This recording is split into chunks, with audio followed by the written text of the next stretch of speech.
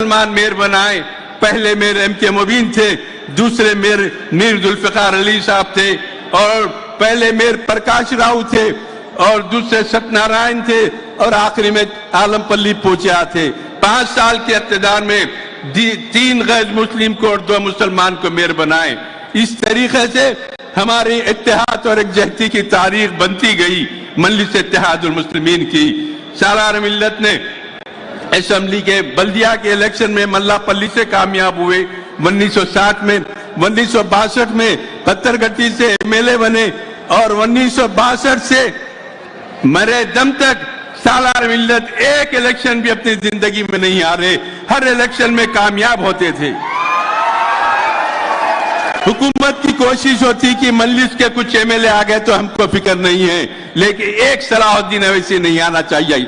इस तरीके से पूरी असेंबली पे भारी पड़ते थे।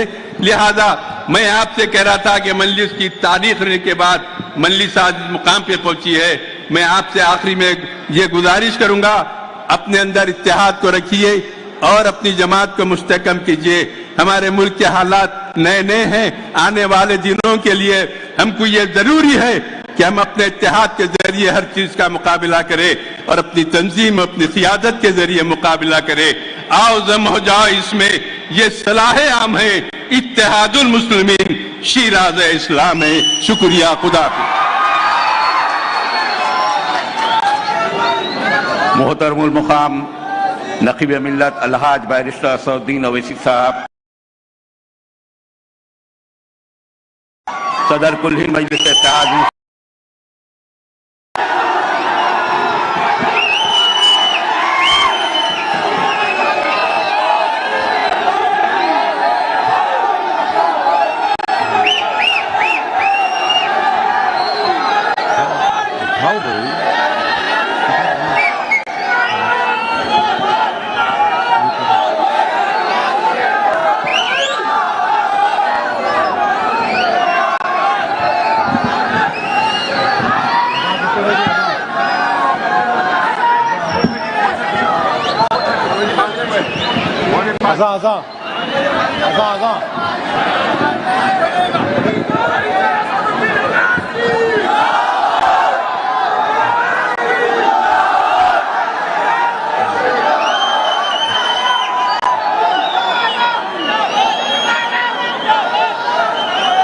औज़ु बिल्लाहि मिनश शैतानिर रजीम, बिस्मिल्लाहिर रहमानिर रहीम। अस्सलाम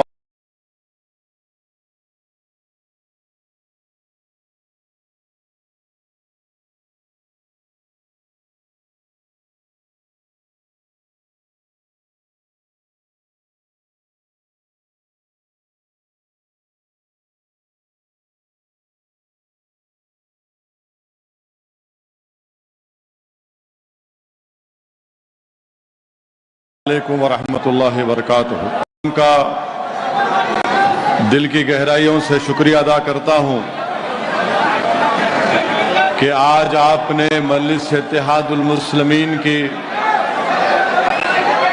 ऐलान के बाद आप तमाम ने कौमी यकजहती इस तिरंगा रैली को आपने लाखों की तादाद में शिरकत करके इसको कामयाब किया। मैं आपका बेहद शुक्रिया अदा करता हूं। मेरे अजीज दोस्तों और बुजुर्गों, हम तमाम अपनी मुल्क की और सरजमीन दखन की तारीख से वाकिफ हैं। 17 सितंबर को ऑपरेशन पोलो हुआ, जिसको पुलिस एक्शन भी कहा जाता है, और उसके बाद सरजमीन दखन पर निज़ाम दखन की हुकूमत का खात्मा हुआ और अल्हम्दुलिल्लाह हैदराबाद और पूरी रियासत हैदराबाद हमारे वतन अजीज भारत का हिस्सा बन गई। मेरे अजीज दोस्तों और बुजुर्गों, मजलिस ने यह ऐलान किया कि हम इसको एकजहती के दिन के तौर पर मनाएंगे। और जिन्होंने न हैदराबाद की आजादी में न जद्दोजहद में अपना पसीना तक नहीं बहाया,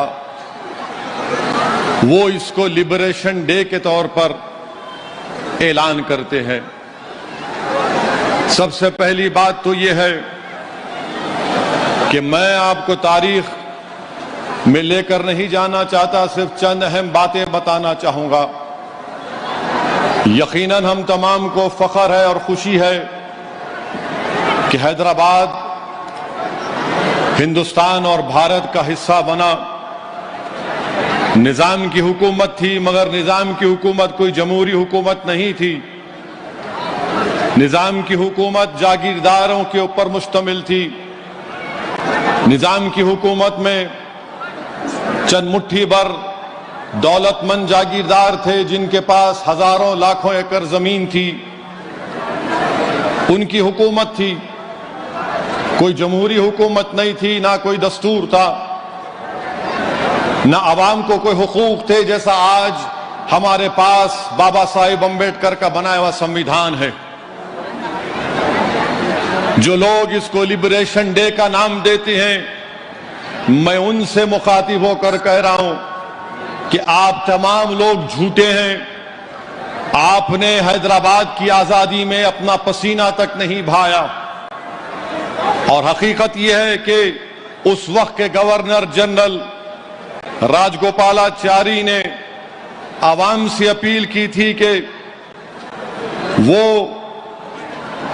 26 सितंबर यानी 17 सितंबर को नेशनल थैंक्स गिविंग डे मनाए, यानी कौमी शुक्रिया का दिन मनाए। और राजगोपालाचारी साहब ने कहा कि हम तमाम को मिलकर इस मुल्क को, इस जगह को ऐसी ताकतवर जगह बनाना चाहिए जहां पर आवाम खुश रह सके।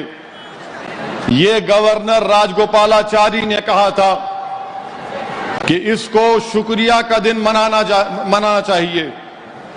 वहीं पर मजलिस इत्तेहादुल मुस्लिमीन ये मानती है कि निजाम की हुकूमत जरूर थी,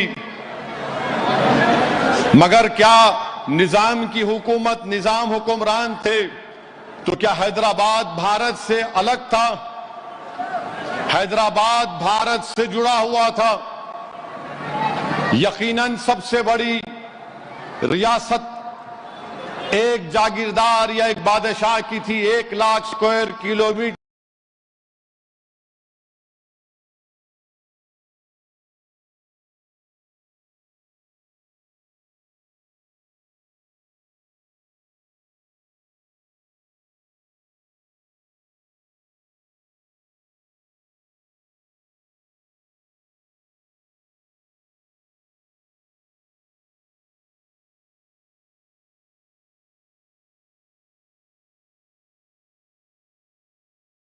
पर निजाम की हुकूमत थी।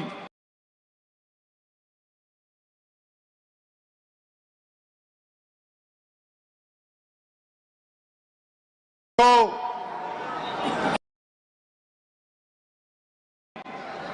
1,60,00,000 की आबादी थी, जिसमें 90% हमारे हिंदू भाई थे और 10% मुसलमान थे। मगर ये बोल देना कि 10% खुश नहीं थे क्योंकि हैदराबाद भारत का हिस्सा बना, इससे बढ़कर झूठ कोई और नहीं हो सकता। मैं आज इस जलसे में खड़े होकर इस बात को साफ और वाज़ेह तौर पर कह रहा हूं कि ये जो मजलिस इत्तेहादुल मुस्लिमीन है, हमारी लड़ाई सियासी है और सियासी रहेगी। हमको उस वक्त भी अटूट भरोसा था भारत के आईन पर, संविधान पर, और आज भी है और कल भी रहेगा। जिन लोगों के दिलों में इस तरह की बातें पैदा होती हैं, मैं इनके ताल्लुक से सिर्फ इतना ही कहूंगा कि आप जाकर अपने दिमाग का इलाज करा लो। हमको मजलिस इत्तेहादुल मुस्लिमीन को सरजमीन दक्कन पर बसने वाले गयूर मुसलमानों को, हिंदुओं को, दलितों को बीजेपी आरएसएस से हमको कोई तुम्हारी वफादारी के सर्टिफिकेट की जरूरत नहीं है। तुम अपना कागज सर्टिफिकेट लेकर कचरे की कुंडी में डाल दो, हमारे पास उसकी कोई कीमत नहीं है। मजलिस-ए-इत्तेहादुल मुस्लिमीन कासिम रजवी की वारिस नहीं है, ये अब्दुल वाहिद ओवैसी की मजलिस-ए-इत्तेहादुल मुस्लिमीन है। ये मजलिस-ए-इत्तेहादुल मुस्लिमीन कासिम रजवी से हमारा कोई ताल्लुक नहीं है। हमारा ताल्लुक है तो तुर्रेबाज खां से, मौलवी अलाउद्दीन रहमतुल्लाह अलैह से है।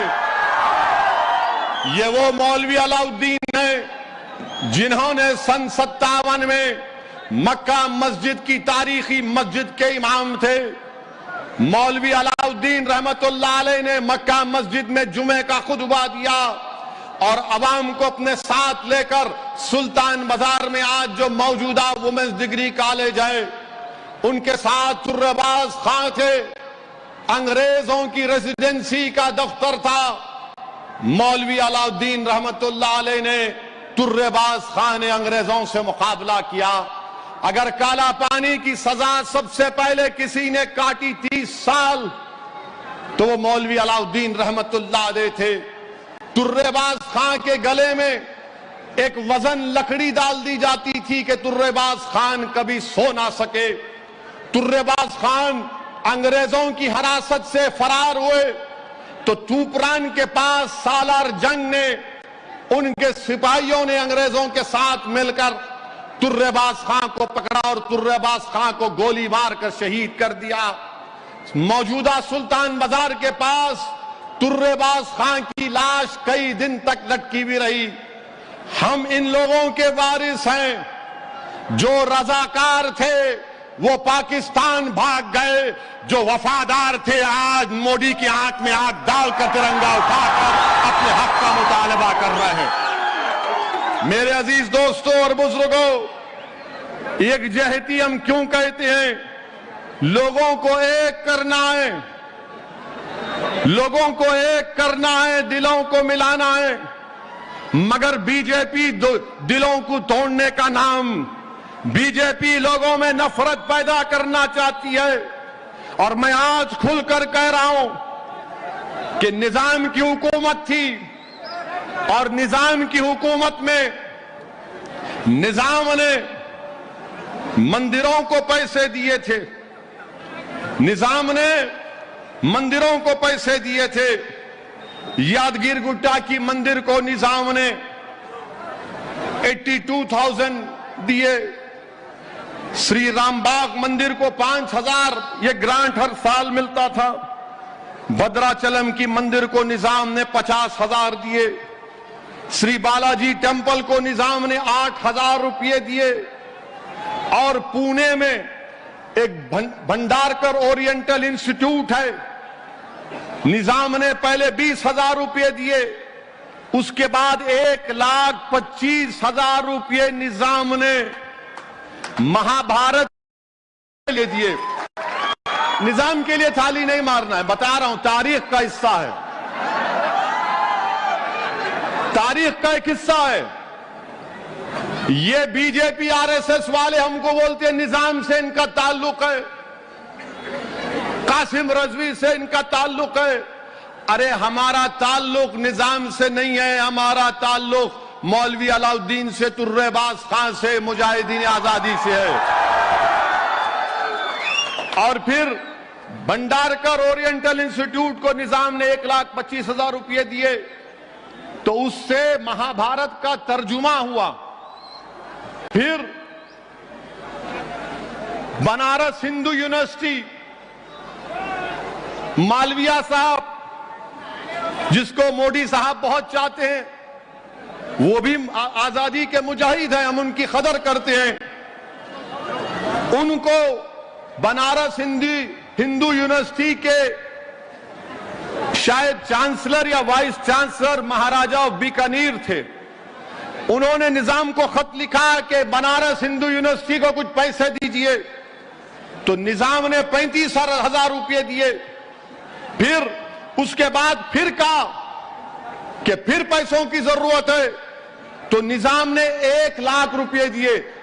वो 1 लाख आज के दौर में 5 करोड़ के बराबर है, बल्कि 7 करोड़ के बराबर है। सर सैयद अहमद आए थे हैदराबाद को, निजाम ने उनको दिए और कहा कि हर साल मैं तुमको इतने पैसे दूंगा। महबूब अली पाशा के दौर में अलीगढ़ मुस्लिम यूनिवर्सिटी के जिम्मेदार दिल्ली में जाकर महबूब अली पाशा से मिले, तो महबूब अली पाशा ने उनको पैसे दिए। अलीगढ़ में म्यूजियम उनके नाम से बनाया गया। मेरे अजीज दोस्तों, बुजुर्गों, आपको यह भी जान, ये सीताराम बाग में मंदिर है, निजाम वहां पर 20 रुपये महाना देते थे। Indian institute of science CV Raman साहब, नोबेल प्राइज मिला, उन्होंने खत लिखा निजाम को, तो निजाम ने उनको 1 लाख रुपए दिए। अब बताइए आप कि भारत में इतने राजा रजवाड़े थे जो आज भाजपा में हैं, बताओ तुमने क्या दिया? तुम भी जागीरदार थे, वहां जमहूरियत नहीं थी, राजा थे। तुमने कौन सा काम किया? बताओ बताओ, तुम्हारे पास बताने के लिए कुछ है क्या? ग्वालियर के जो महाराजा, जो राजाओं का खानदान है, झांसी की रानी के खिलाफ बगावत में हिस्सा लिए। बोलो, नरेंद्र मोदी, अमित शाह बोलेंगे, ग्वालियर की तारीख बयान करेंगे। कल अमित शाह आएंगे तो बोलेंगे निजाम, मंजलिस। फिर कल बोलेंगे चीखा मार मार के, कासिम रजवी, मंजलिस। तो बोलो, ग्वालियर के राजाओं ने झांसी की रानी से बगावत की थी या नहीं की थी? बताओ। आप नहीं बोलेंगे। उस्मानिया यूनिवर्सिटी निजाम ने बनाई, तो जब निजाम ने उस्मानिया यूनिवर्सिटी बनाई, तो उस उस्मानिया यूनिवर्सिटी में आप देखेंगे, उस्मानिया यूनिवर्सिटी का एम्बलम ऐन है, उसके ऊपर क्या लिखा निजाम ने?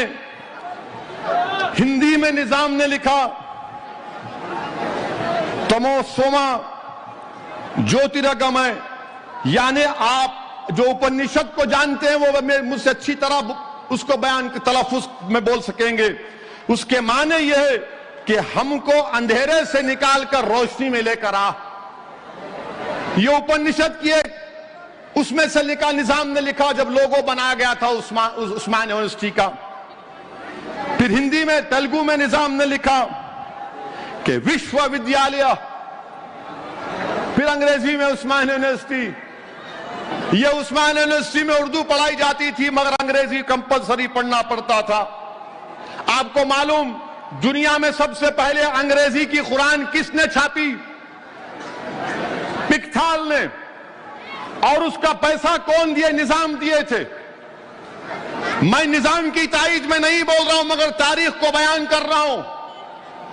कोई बोलेगा कि मुझे मुगल पसंद नहीं है, ठीक है, तुमको पसंद नहीं है, मगर तुम ताजमहल जाके देखते नहीं देखते?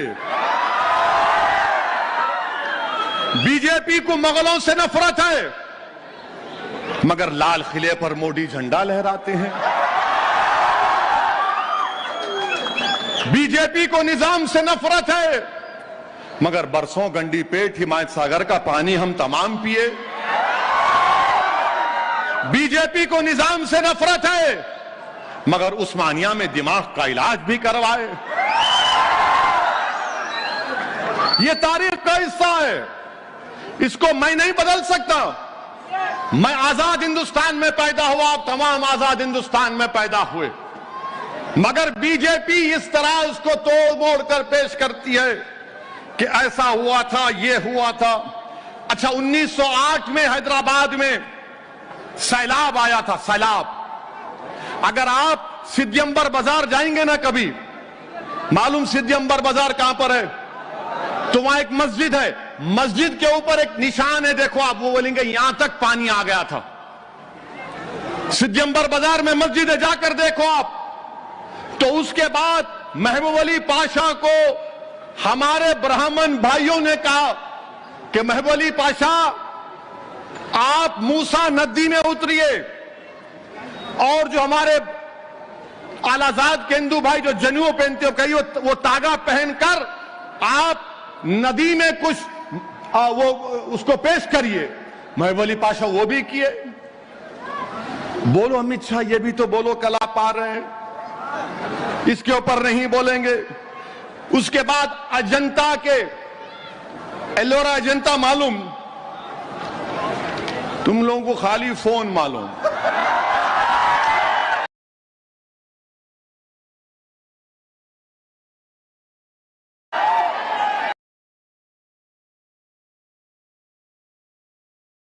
लाख रुपए मंजूर करके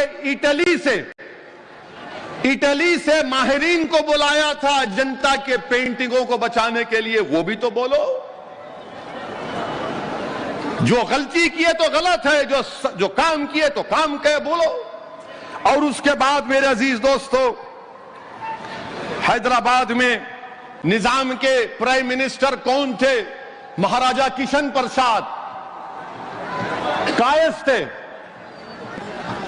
उनका तखल्लुस शाद था, जो अंग्रेजी में कहते कि नॉम डी प्लूम। महाराजा किशन प्रसाद का एक शेर आपके सामने पढ़ता हूं। उस जमाने में मोहब्बत देखो हिंदू और मुसलमानों में। महाराजा किशन प्रसाद ने कहा, अपना शेर, एक मशहूर शेर पढ़ा, काफिर हूं कि मोमिन हूं, खुदा जाने मैं क्या हूं। काफिर हूं या मोमिन हूं, खुदा जाने मैं क्या हूं। मैं बंदा हूं उनका जो है सुल्तान मदीना। ये राजा किशन प्रसाद ने लिखा था। बोलो बाजपेयियों, ये भी तो बोलो। नहीं बोलेंगे। नहीं, सिर्फ कासिम रजवी, इत्तेहादुल मुस्लिमीन, निजाम। अरे ये तारीख तुमको नहीं मालूम हैदराबाद की, तुमको तारीख बोलना पड़ेगा। अच्छा, आपको मालूम, ये खुर्शीद जा की जोड़ी अपने ओल्ड सिटी में है। क्रिकेट मैच खेले होंगे वहां पर आप लोग।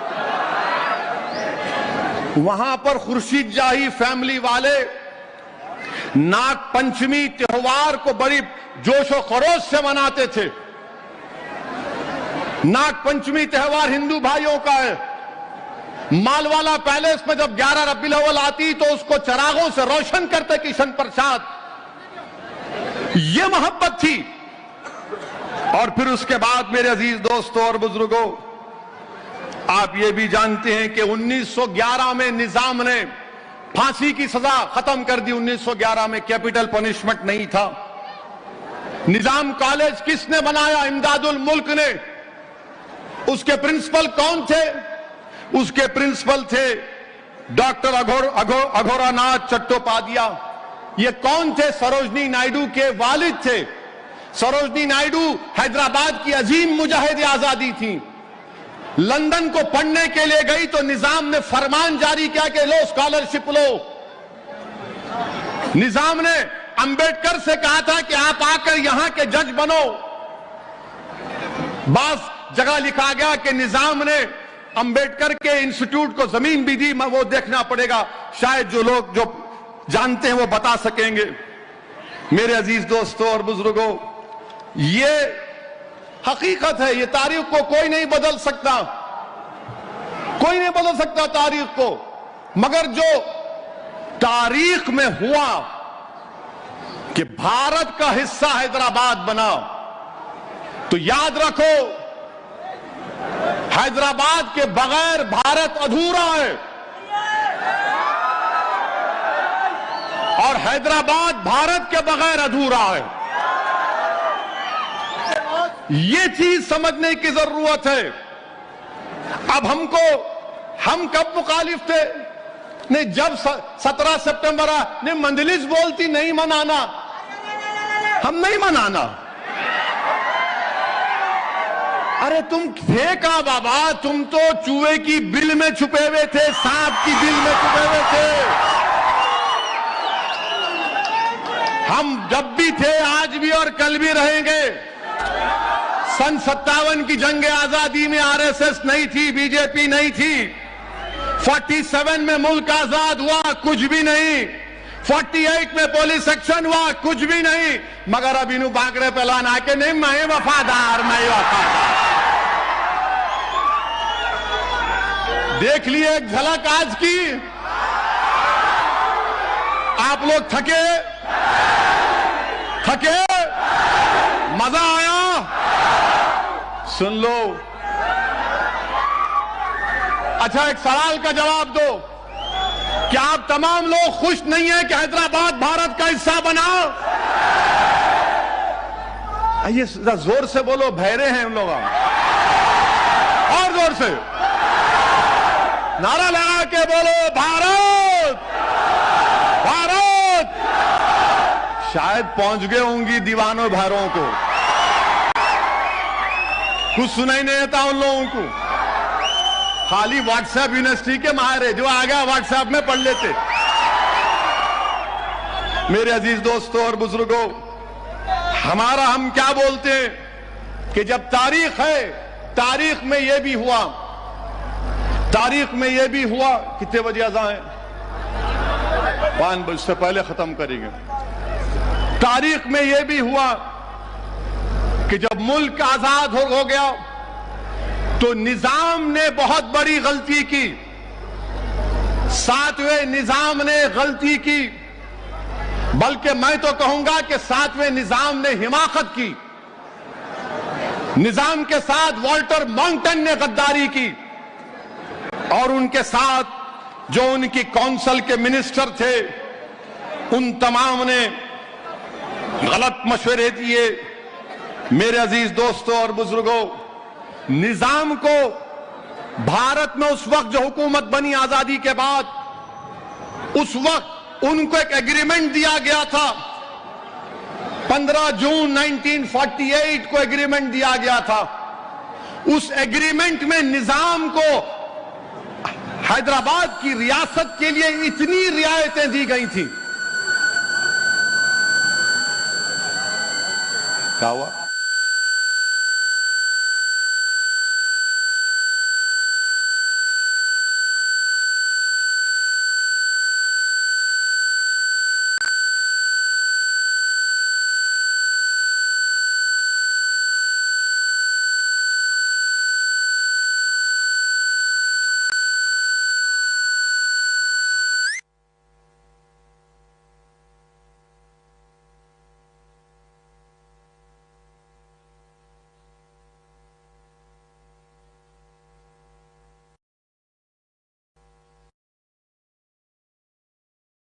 जून 1948 को जो फाइनल ड्राफ्ट एग्रीमेंट दिया गया था, निजाम पीछे हट गए उससे।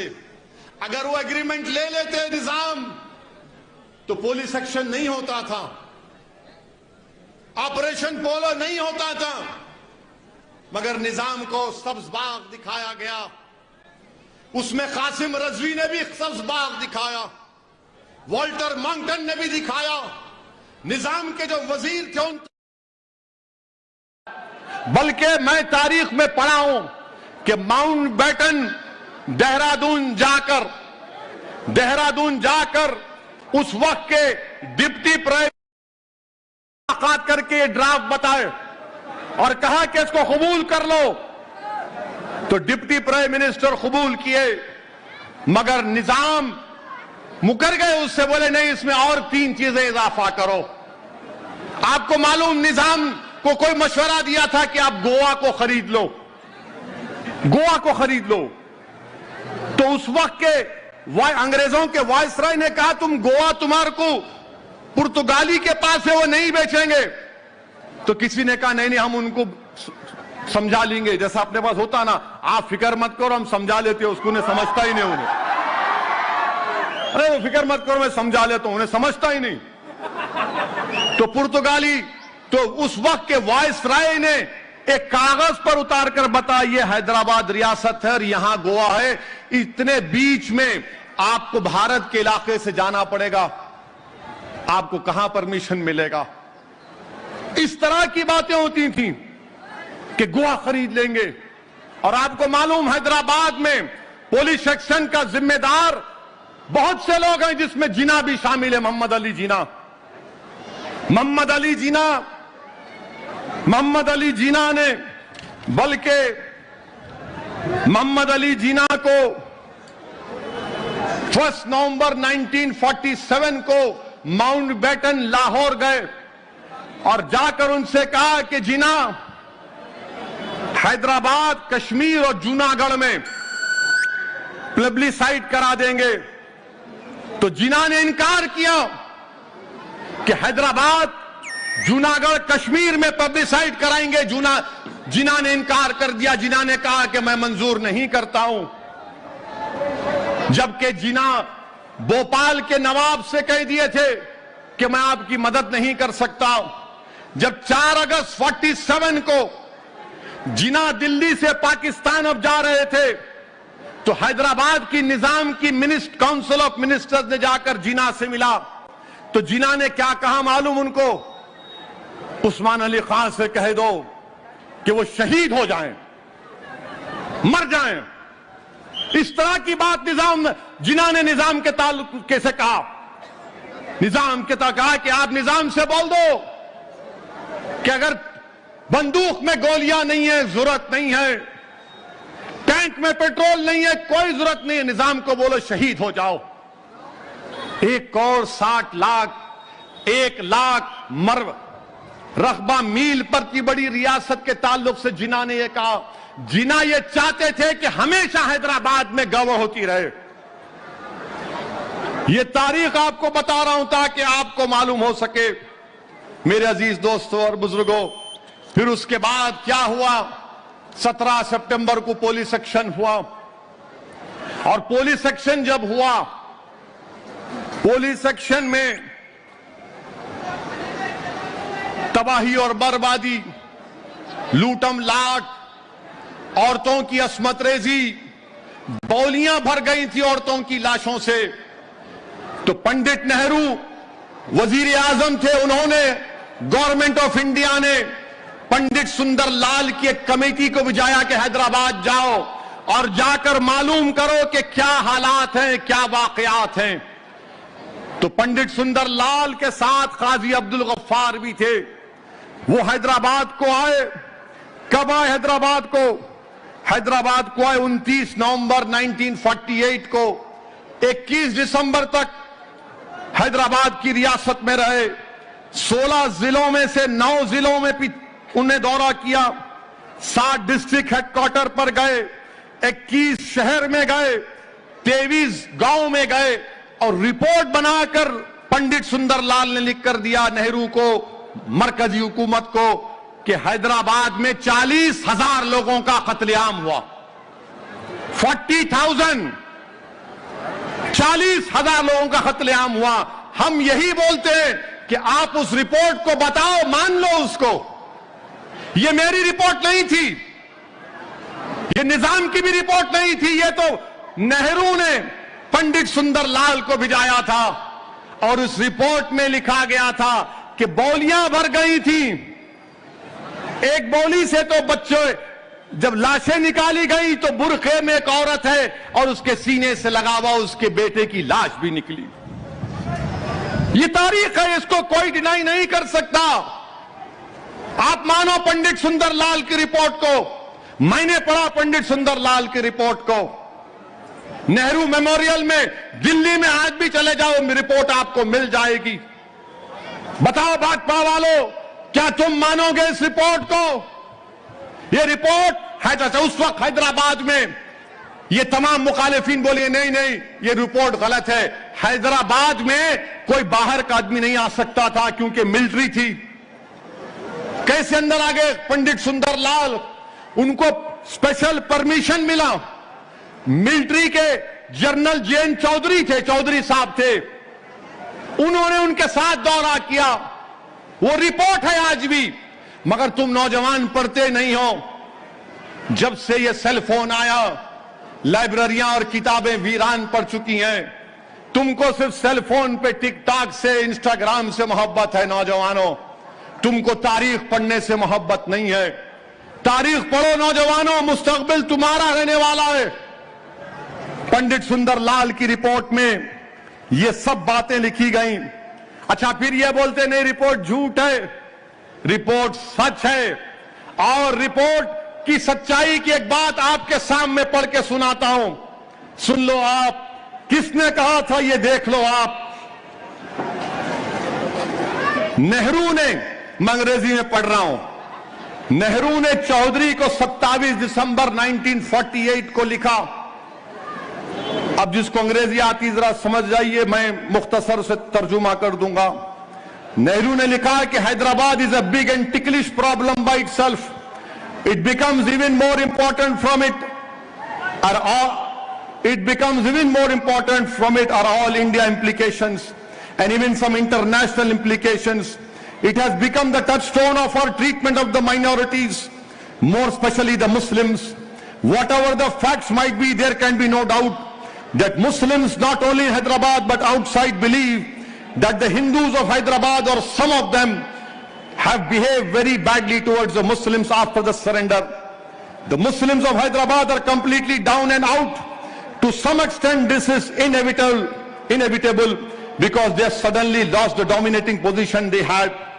They cannot get back, but it is highly desirable from the larger point of view to treat them as generously as possible and to make them feel that they have a definite place in the scheme of things. The solution of our minority problem largely depends upon the issue in Hyderabad. फिर नेहरू आगे लिखते हैं, for various reasons Hyderabad has had a particular place in the Middle Eastern countries. This was partly due to certain benefaction that the Nizam's government used to give. For this and other reasons, these Middle Eastern countries took a great deal of interest in Hyderabad. Even other countries in Europe and in America have taken a keen interest. We function thus in Hyderabad on the world stage, and the whole question of our treatment of minorities is the issue.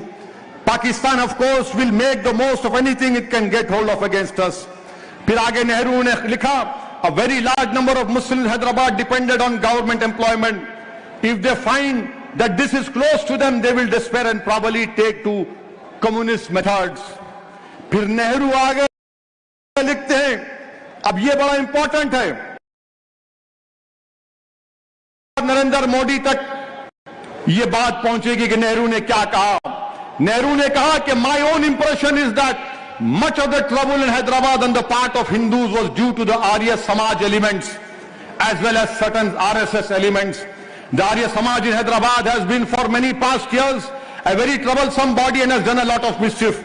The Hindu Mahasabha also, as usually functioning from Maharashtra, has done the same in past years and added to the political and communal difficulties. These elements will no doubt try their best in the present circumstances to carry on their old ways, but with added vigor. This should be watched carefully.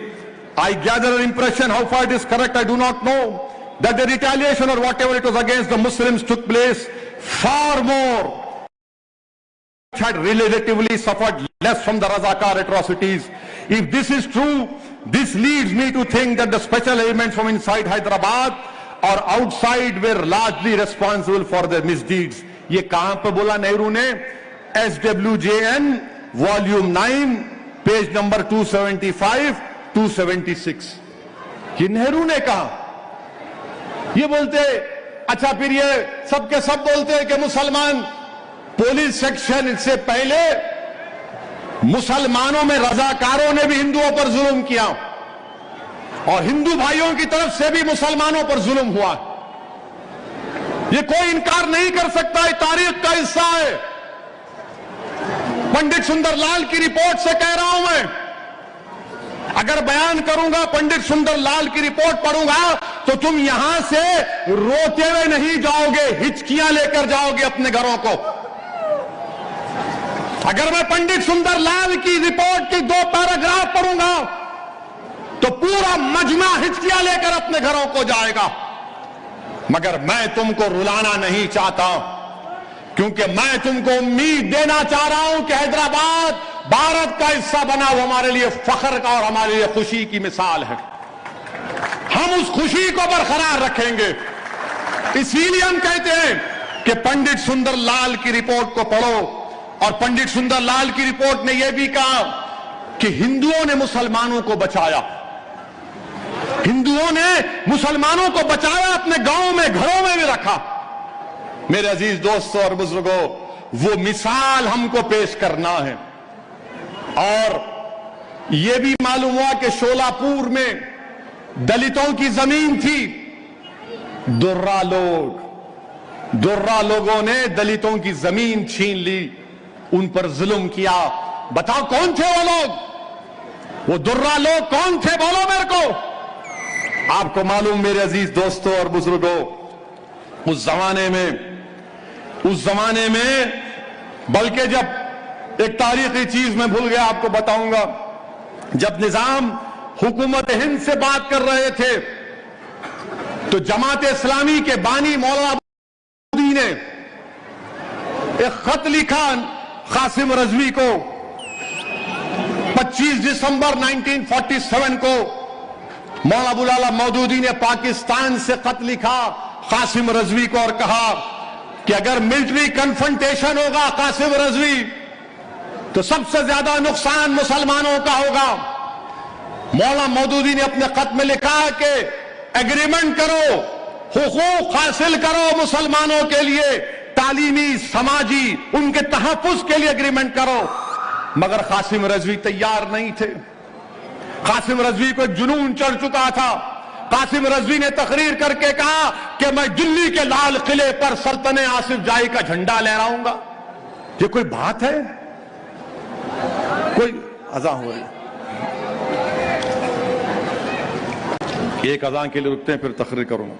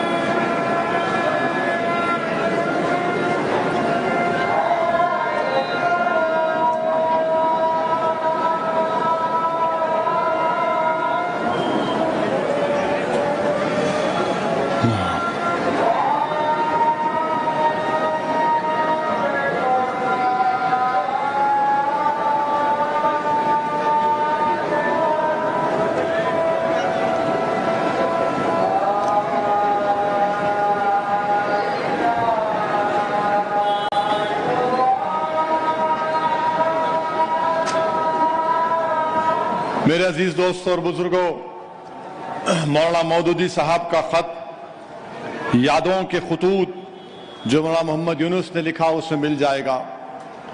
फिर police action के बाद उस वक्त के जमीयतुल उलमा के सदर मौलाना हमीदुद्दीन साहब नेहरू को खत लिखे, जिसमें उन्होंने कहा कि 50,000 लोग बेघर हो चुके हैं, 1 लाख लोगों को नौकरी से निकाल दिया गया है, जिससे बड़ी तादाद मुस्लिम अक़लियत की थी।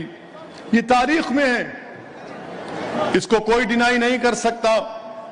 हम यही कह रहे हैं कि पंडित सुंदर लाल की रिपोर्ट को मानो। हम मानते हैं कि जुल्म हुआ, हिंदुओं पर भी हुआ, मुसलमानों पर भी हुआ, मगर जख्मों को किरोदने का काम नहीं करना है, जख्मों को हमेशा के लिए बंद कर देने का है।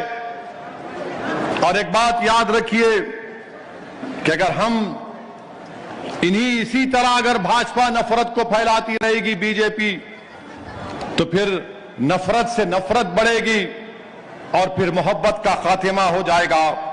हम उम्मीद करते हैं कि बीजेपी बरसर इख्तिदार जमात है, वो नफरत को नहीं फैलाएगी, बल्कि पुलिस एक्शन में निजलिंगप्पा की एक किताब है, 17 लाख रुपए बैंक से कौन लूटे थे, 17 लाख रुपए बैंक से लूट लेके बड़े बड़े एक पार्टी के लीडर एक दूसरे में लड़ लिए।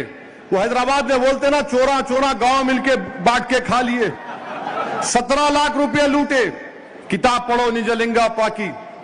और जो लोग उस वक्त कहते थे कि हैदराबाद हमारे पेट में अल्सर है, आज बीजेपी कहती है कि हैदराबाद हमारे पेट में अल्सर है। याद रखो, ये अल्सर नहीं है, ये जड़ी बूटी है, पूरे बीमारियों का इलाज हमारे पास है। हमारे पास पूरे बीमारियों का इलाज है। बहुत आए थे ना पुराने शहर को, सर्जिकल स्ट्राइक करेंगे, सर्जिकल स्ट्राइक करेंगे, मट्ठी कुछ भी नहीं हुआ। अमित शाह आए, योगी आए, बाबा आए, कौन कौन आए, मगर मेरे अजीज दोस्तों और बुजुर्गों, मैं आपको मुबारकबाद देता हूं कि आप लोगों ने, हमने मिलकर मुत्तहिद रहे, इत्तेहाद की ताकत और कुव्वत के बलबूते पर हमने उसको जो रसूल अल्लाह सल्लल्लाहु अलैहि वसल्लम की शान में गुस्ताखी की करने की कोशिश किया, वो अल्हम्दुलिल्लाह अब जेल का राजा बन के बैठा है।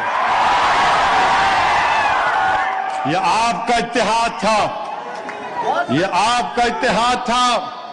यह हमने हैदराबाद की फिजाओं को पुरअमन रखा और हैदराबाद की फिजाओं में हमने फसाद, जो लोग बर्पा करना चाहते थे बीजेपी वाले, उनको फसाद करने नहीं दिया।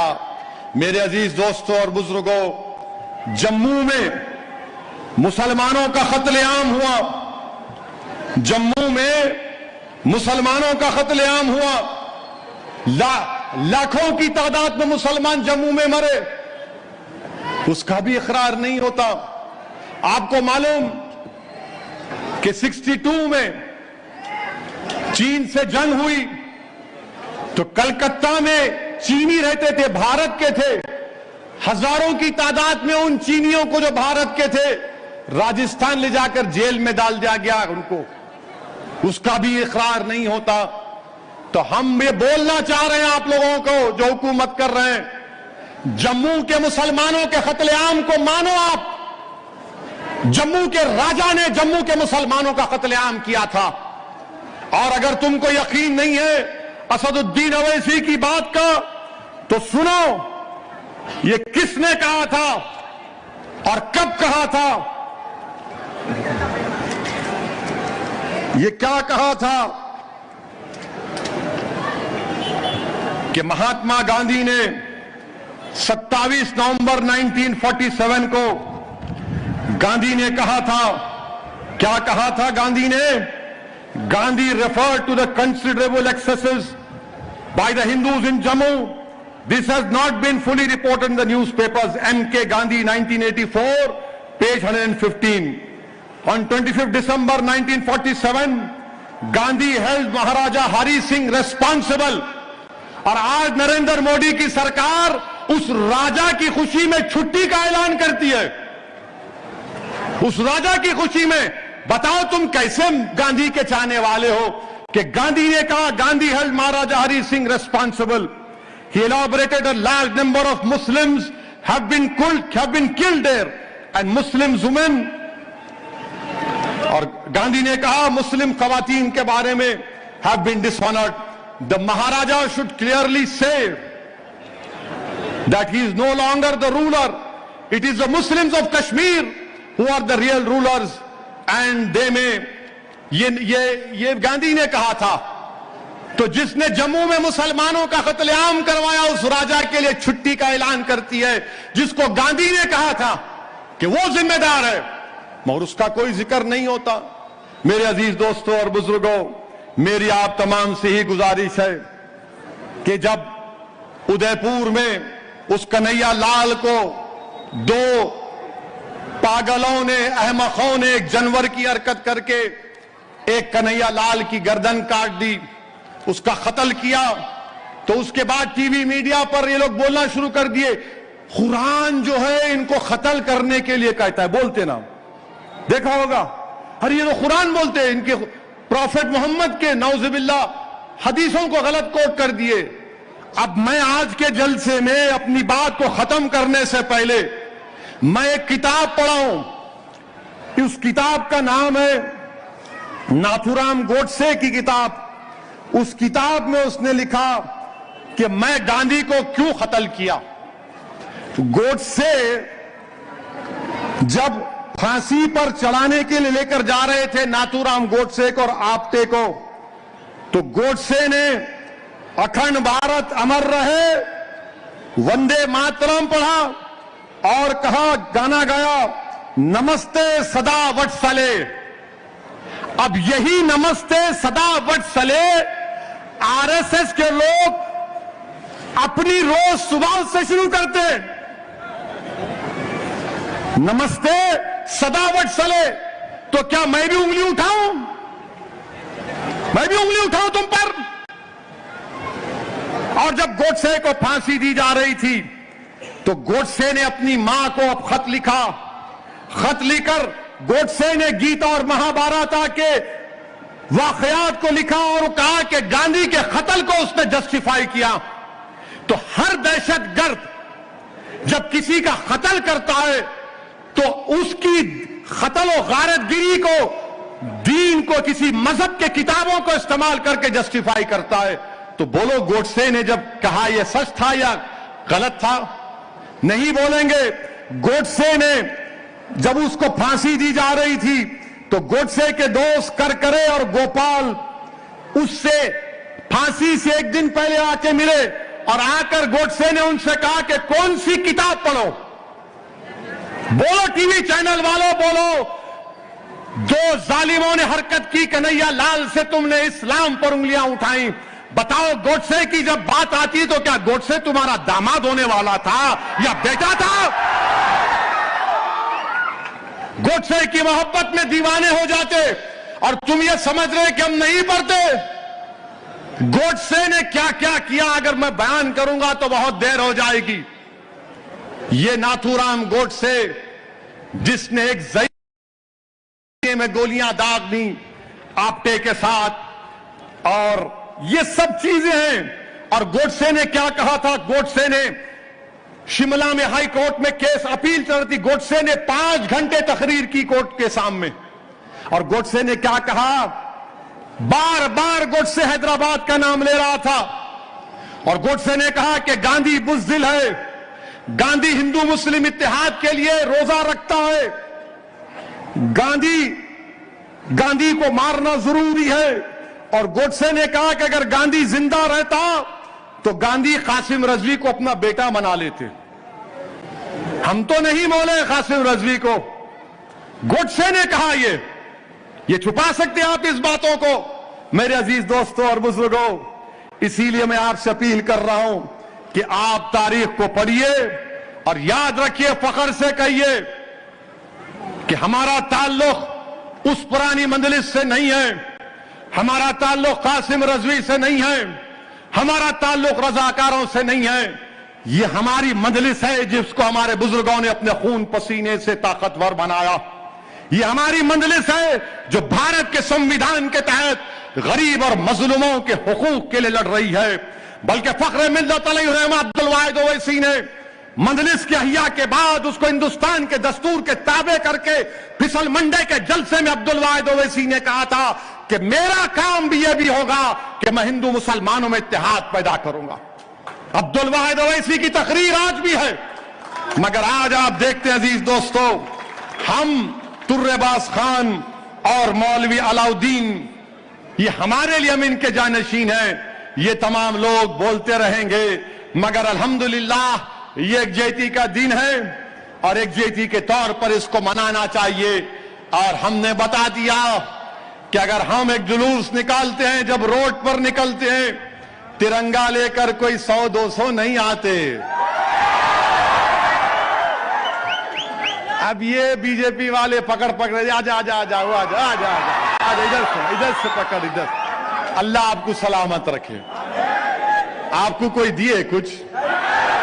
आप मुल्क की मोहब्बत में आए, तिरंगे की मोहब्बत में आए, बस हो गया काम। अब अमित शाह की मीटिंग में गाड़ियां भी आते हैं, 16 तू 16। हमको तेलंगाना को, हैदराबाद को बचाना है और हैदराबाद की तहजीब को जिंदा रखना है।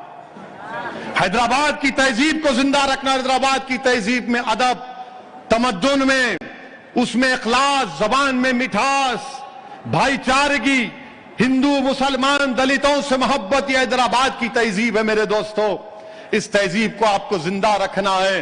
अल्लाह आपके इत्तेहाद को सलामत रखे और इंशाअल्लाह ताला आप और हम मिलकर बीजेपी आरएसएस से जमहूरी तरीके से मुकाबला करेंगे।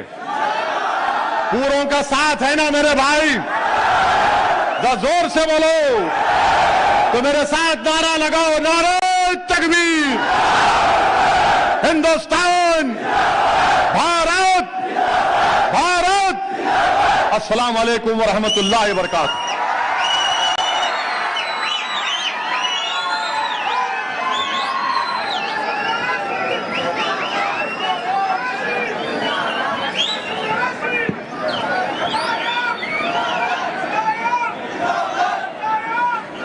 सदर मोहतरम के खिताब के बाद जलसे की बर्खास्ती का ऐलान किया जाता है। आप तमाम हज़रात का शुक्रिया अदा करते हुए आप अपील की जाती है कि बताए कल करेंगे कल इंदिरा पार्क एनटीआर स्टेडियम में चीफ मिनिस्टर चंद्रशेखर राव बीता हुआ जलसा रखे। तो अगर आपको मौका मिला तो आइए, जरा आ जाइए थोड़ी देर के लिए। केसीआर भी खुश हो जाएंगे अपने को देख के। जरा आइए, हजारों की तादाद में आइए। और मैं चीफ मिनिस्टर का शुक्रिया अदा करता हूं कि उन्होंने सेक्रेटेरिएट की बिल्डिंग का नाम बाबा साहेब अंबेडकर के नाम से रखा।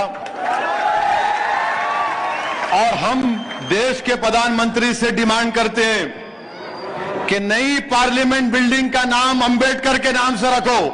आपको मंजूर है तो पार्लियामेंट की नई बिल्डिंग का नाम बाबा साहेब अंबेडकर के नाम से रखना है।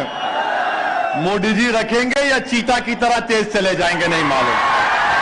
बहरहाल पुरअमन वापस जाइए और इंशाअल्लाह कल और हाँ